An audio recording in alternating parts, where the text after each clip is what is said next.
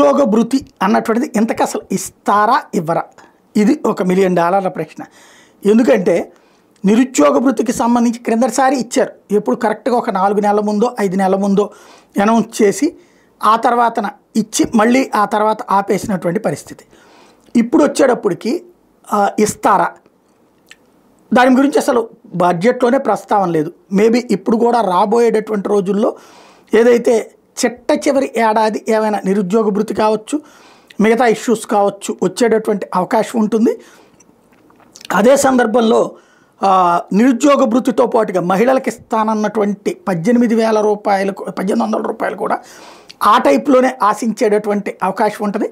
అయితే వాటికి సంబంధించి ఎలాంటి స్పష్టత ఇవ్వకపోవడం, ఎందుకంటే ఇదంతా ఇప్పుడు ఎందుకు చెప్పాల్సిందంటే రాంప్రసాద్ రెడ్డి అసెంబ్లీలో నిన్న మాట్లాడతా ఈ ప్రశ్నోత్తరాల్లో అడిగినప్పుడు నిరుద్యోగ భృతి అంటే ఉద్యోగాలే కల్పిస్తున్నాం, ఇంకా నిరుద్యోగ భృతికి సంబంధించిన ఆలోచన ఇదే అవసరం ఏంటి అన్నటువంటి పాయింట్ రైజ్ చేసుకురావడం, అసలు బడ్జెట్లో మెన్షనే చేయకపోవడం. ఇప్పటికే 2 బడ్జెట్లు అయిపోయినటువంటి పరిస్థితి. మరి నెక్స్ట్ ఏం జరుగుతుందో చూద్దాం.